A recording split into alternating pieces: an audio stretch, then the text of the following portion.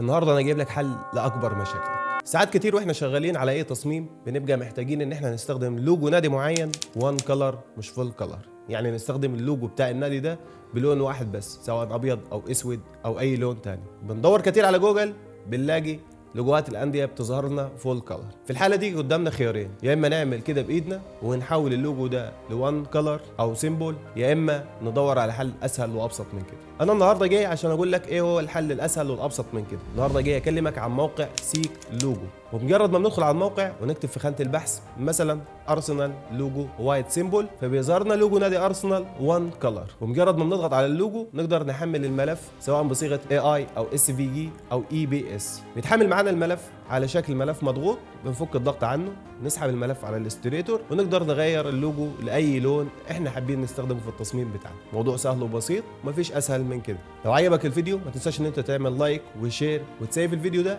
عشان ترجع له مره تانية.